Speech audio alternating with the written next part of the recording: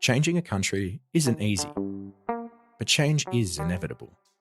And the choices we make today will shape our country for generations to come. That's why we've published our first book from Australia Institute Press. What's the Big Idea offers 32 ideas for a better Australia, from leading thinkers such as Bob Brown, Sally McManus, Dr. Emma Shortis, and Professor Brian Schmidt. The essays are a roadmap and a reminder that the solutions exist. Australia just needs the courage to implement them. Visit australiainstitute.org.au or follow the link in the show notes to order your copy of What's the Big Idea today. After America is made on the lands of the Kure-Wurrung, Ngunnawal and Ngambri peoples, we acknowledge that they and their ancestors have cared for the lands, rivers and sea, and all living creatures for thousands of generations. We pay our respects to elders past and present and acknowledge that sovereignty was never ceded. We are in a battle for the soul of America. This is a fraud on the American public. Today, in the Capitol Rotunda in Washington, D.C., the 47th President of the United States was sworn into office. The second Trump era has begun. In his inaugural address, Trump once again outlined his radical agenda to reshape American life and the United States' role in the world. America will soon be greater, stronger, and far more exceptional than ever before. The golden age of America begins right now. We will be the envy of every nation, and we will not allow ourselves to be taken advantage of any longer. During every single day of the Trump administration, I will very simply put America first.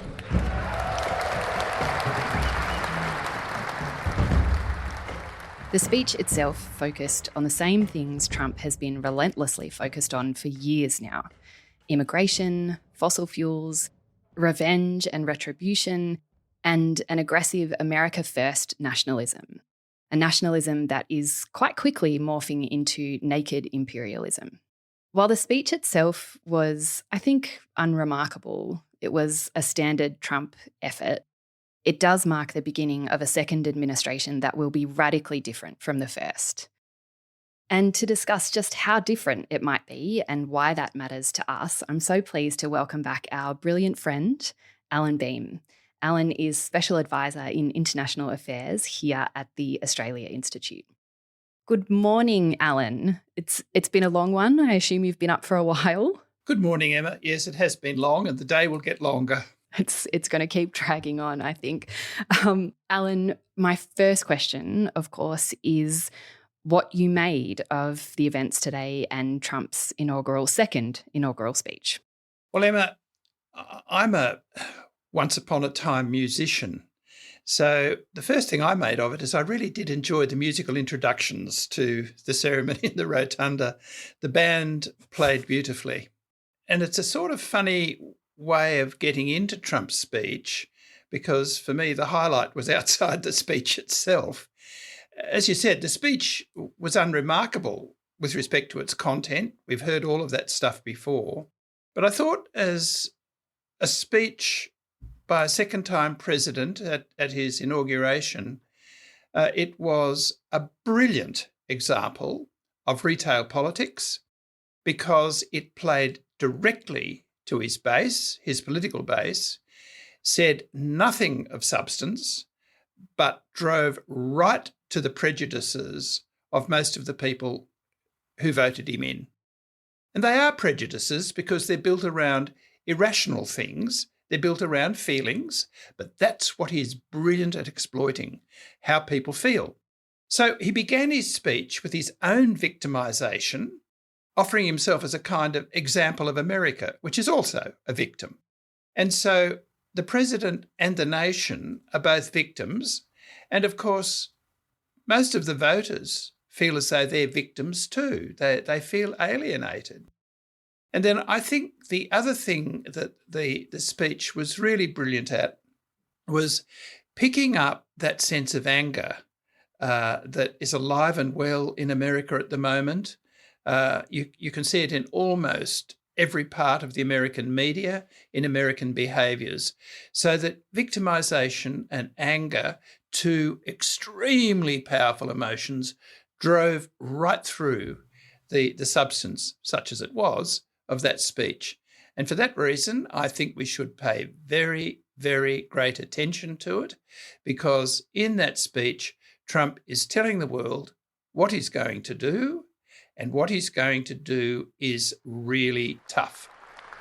My recent election is a mandate to completely and totally reverse a horrible betrayal and all of these many betrayals that have taken place, and to give the people back their faith, their wealth, their democracy, and indeed their freedom. From this moment on, America's decline is over. It is really frightening, and exactly as you pointed out, Allan, there wasn't a lot of substance in the speech aside from a rehashing of those promises about what he's going to do. But there will be quite a lot of substance in the immediate aftermath. Trump mentioned in his speech several executive orders that he's planning on signing. His team has been foregrounding that he will sign at least 100 executive orders on his first day, compared just by way of comparison to Biden's 17 that he signed on his first day. Do you think, given what we know about Trump and the first administration, this is likely to be a successful effort to radically reshape executive power in the United States, or are we more likely to just see a repeat of the chaos of 2016? I think the latter, Emma. I think it will be chaotic. Reshaping the nature of American executive power is a very difficult thing to do. It's taken 250 years to shape it to the point that it's got to now, with something of an insurrection over the two Trump presidencies. I think that only a couple of other presidents have really sought to change radically the structure of executive power in the United States, leaving aside the wartime presidents, of course, who've had to do other things. So it strikes me that what Trump has set up is a pretty frightening 4 years, frightening for the world, and frightening, I think, for a lot of Americans, including those who voted for him, and we'll get on to health and education and infrastructure and things like that, I'm sure. But I think that he's basically left America with the problem of what on earth are they going to do next? And so the power of the courts, particularly the power of the Congress, which I think is going to have to think about its own role pretty carefully.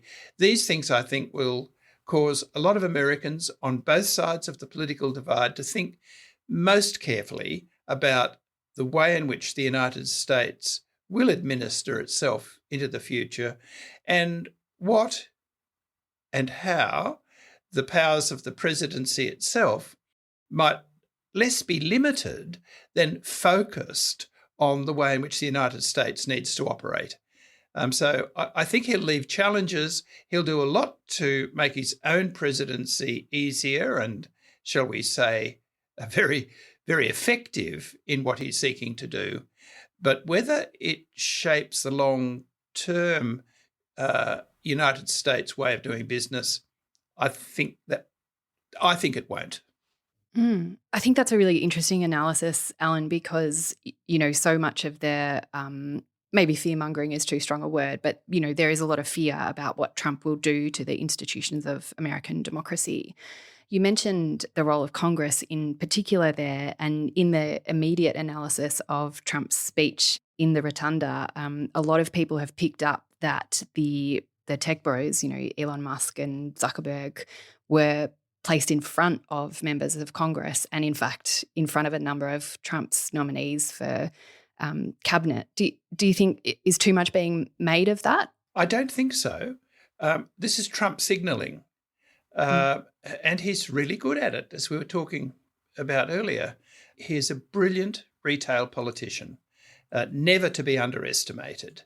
So by putting the richest and technologically most powerful Americans right at the front, he's making a very, very big statement about untrammeled economic power. We're sort of back to the robber barons and the railroad barons of the 19th century. And it was their behaviours that led eventually to the passage of antitrust type laws in the United States to protect the economy as a whole from these kinds of raiders. Well, we're in a new form of raiding.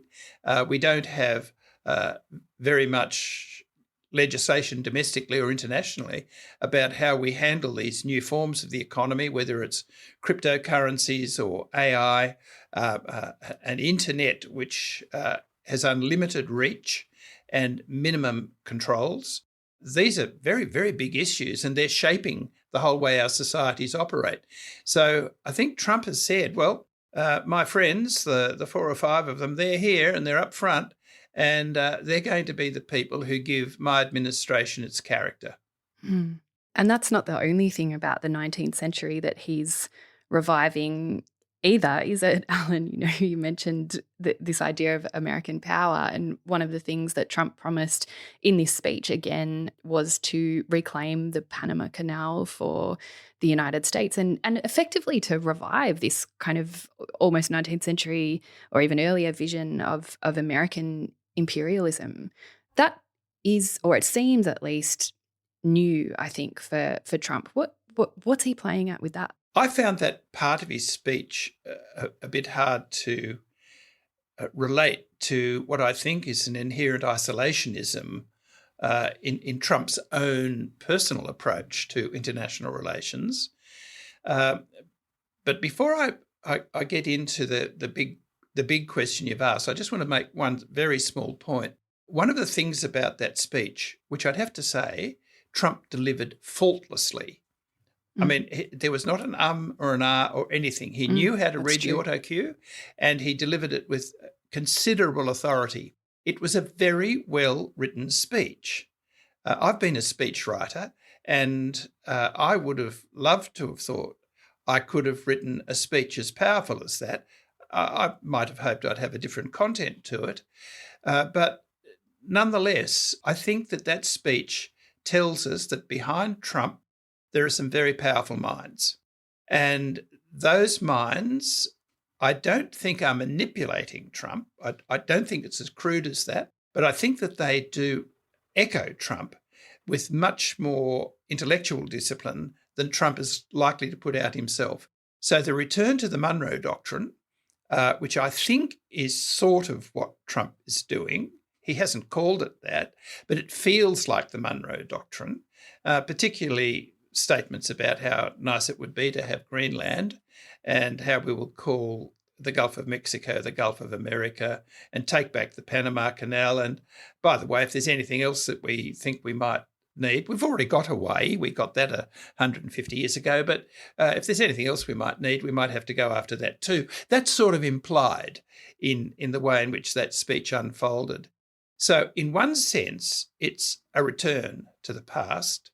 But in another sense, I think it's showing us, in a funny way, a return to the future, which is a future that looks like American assertion of its power, but using new tools to assert that power. So it's an exceptional America reclaiming its place in the world, which is at the top. A far more exceptional America than ever before was Trump's line about it. My proudest legacy will be that of a peacemaker and unifier. That's what I want to be, a peacemaker and a unifier. We will measure our success not only by the battles we win, but also by the wars that we end, and perhaps most importantly, the wars we never get into. And I'm really interested in what you mentioned about new tools in I suppose, the assertion of American power, because, of course, the United States will continue to play an enormously important role in the world.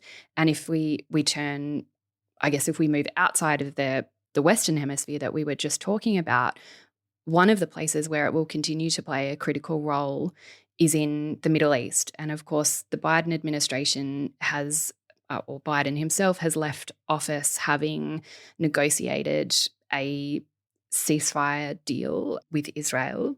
What do you make of that ceasefire deal that Biden has negotiated? And what do you think Trump might do with it? Let's just deal with the Biden bit first, Emma. Mm-hmm. I have the view that for at least 50 years, America has not been able to exercise its power in the Middle East. It clearly plays an extraordinarily important role, and when it decides it's going to do things like go and trample Iraq or something, it's extremely effective. Without US support, Israel would not be survivable in the Middle East. The Israelis spend about $23 billion a year on their defence. Last year, the Americans gave them another 23. So we've got Israel now spending just slightly less than France in its own national defence. And America has really no control over the consequences of that spend. That's where I'm trying to get to here. That America has had a whole series of different games that it's had to play in the Middle East. It's had the Iranian game, which it created for itself.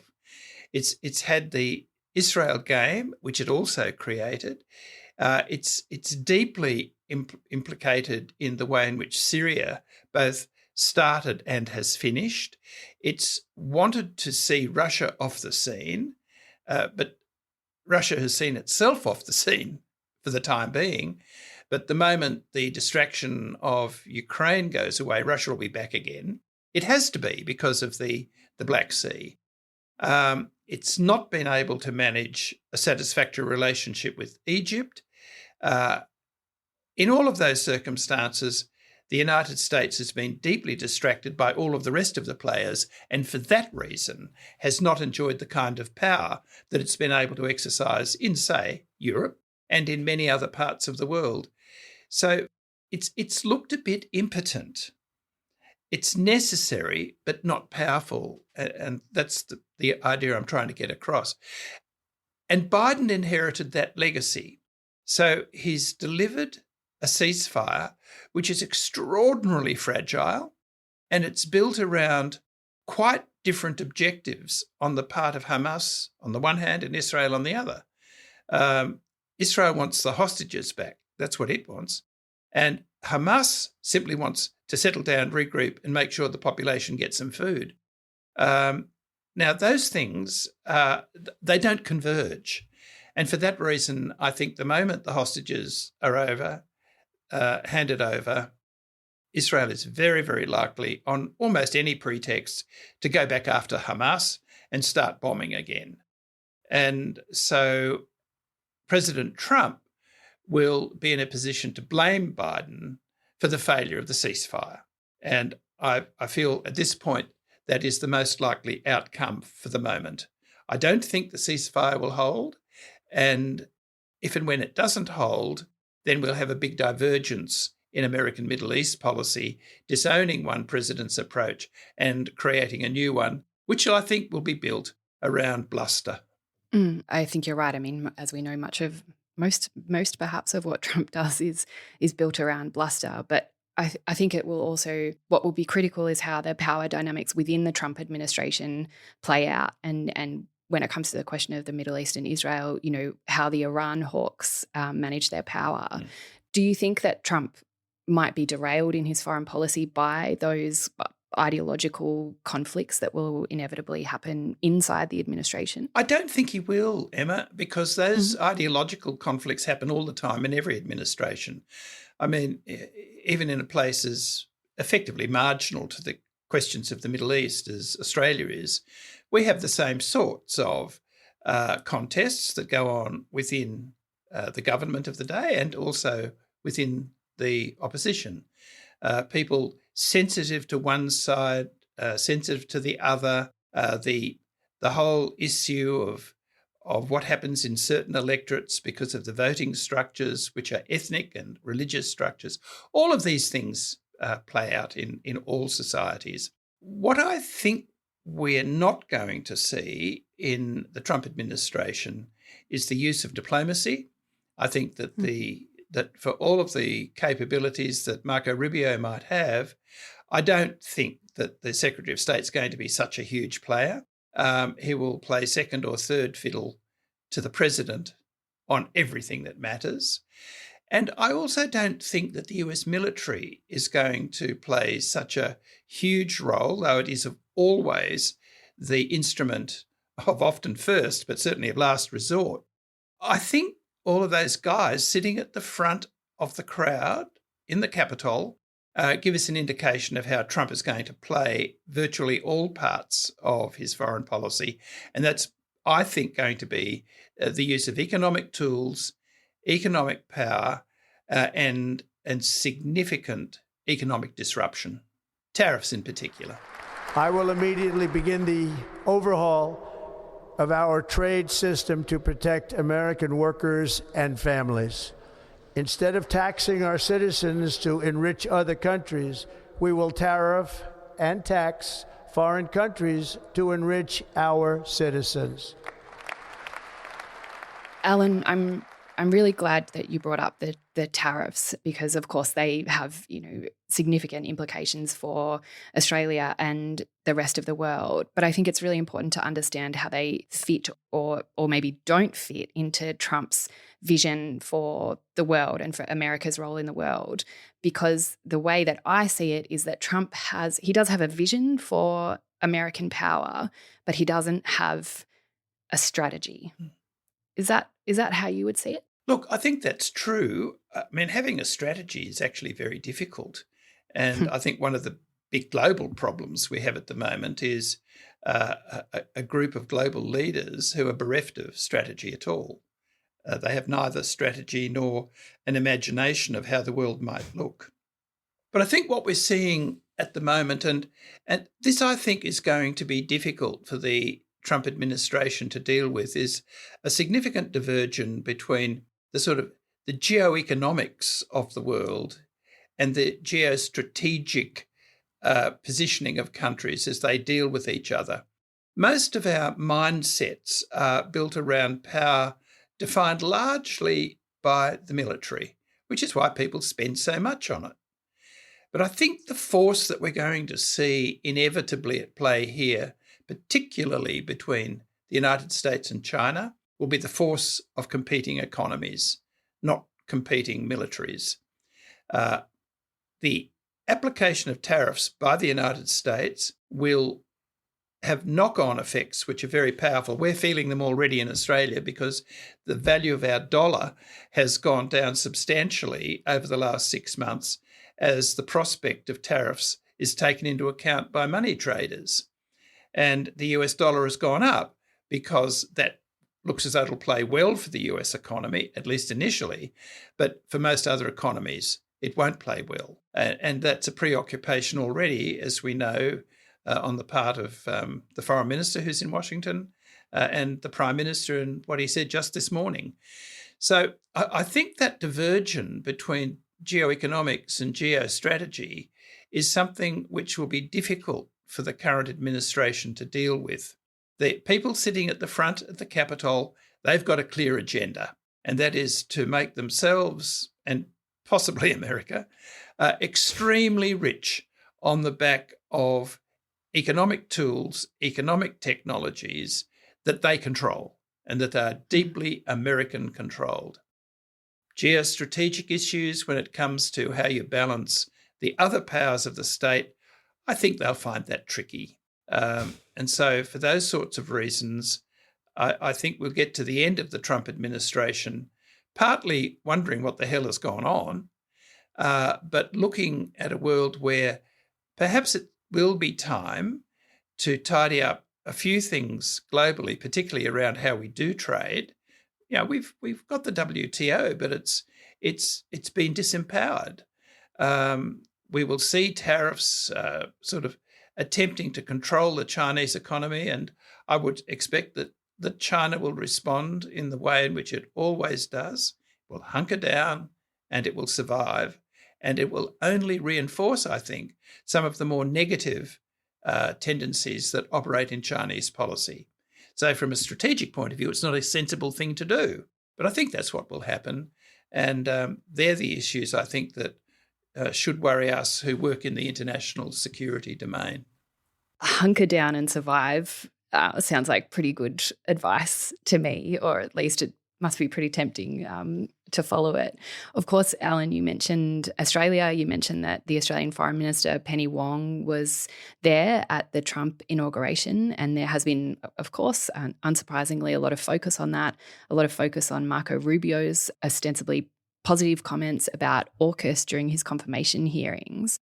In interviews after the event, the Australian Foreign Minister kind of talked about those positive signs and emphasised a few times what an honour and a privilege it was to be at Trump's inauguration. Given what you've just said about the strategic consequences and implications of a Trump administration, what do you think the Australian government should be focused on? How should it be dealing with Trump?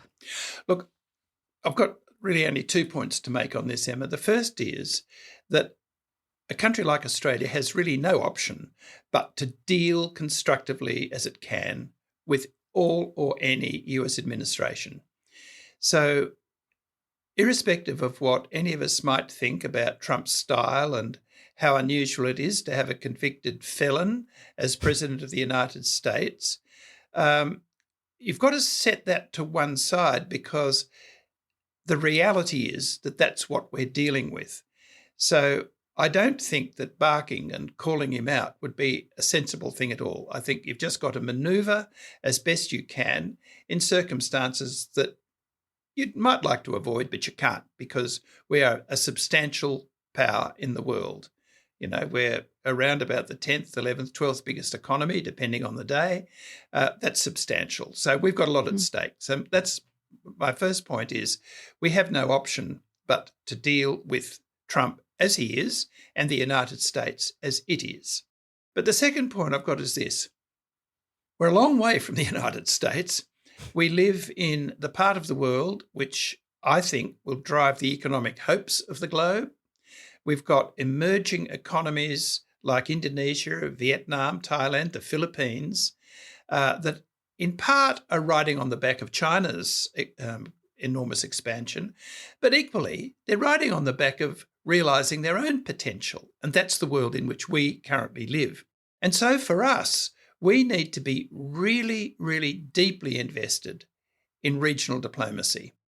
And the way in which I would see us as best protecting our long-term interest is to make sure that Ambassador Rudd really does work very hard in Washington, doing what he can to keep a stable relationship with the United States, but equally work even harder throughout Southeast Asia to shore up a group of countries that are all invested in their mutual prosperity and security. And that, I think, is the best avenue for us to follow. And frankly, I think it's within our grasp to do that. We have the capacity to do those things. We need a bit more investment in our diplomacy, but not a huge amount. And certainly for us to do that would bring great returns for us, I think, throughout the region. I just make one point on which I'd like to conclude, Emma. And a couple of weeks ago, Indonesia decided to join the BRICS, the emerging global south economies, Brazil, Russia, India, China, and so on. That passed without any remark in Australia, and yet it is a very significant thing that our nearest neighbour has done, because what it's essentially saying is, well, we're not rejecting the US and the US dollar and the global trading system, but we are looking for an alternative, and maybe we'd like to play both of them. And we've got to think through what that means and whether we want also to be able to move flexibly and to adjust the way in which we also play in sort of the big global trading and economic exchange system. So I think that there is a challenge there for us. Part of it is anti-American sentiment in Asia. There's no doubt about that. But part of it is, I think, a recognition that countries like China and India and Brazil should have a say. And I think we probably need to accept that that's the reality also. I think, Allan, that you are probably right. And I also think it's quite a remarkable feat to end a discussion about the inauguration of Donald Trump on a relatively hopeful note, if not optimistic. So I will say thank you so much, Allan, for your time. We really appreciate it. Thank you, Emma. Great questions and great comments of your own. Thank you, Allan. This episode was recorded on Tuesday, the 21st of January. No doubt a bunch of stuff will have changed since then. It's the second Trump era and none of us can keep up. If you're enjoying After America, please tell your friends about the show. You can find us on social media. We are at the Oz Institute, that's with an AUS, on Twitter and Instagram, and at australiainstitute.org.au on Blue Sky. And you can reach out to us with feedback and episode ideas via our email address, which is podcasts@australiainstitute.org.au. After America is supported by the Andrew Farron Foundation and produced by Angus Blackman. Our music is from Blue Dot Sessions. We'll be back next week. I'm Emma Shortis. Thanks for listening.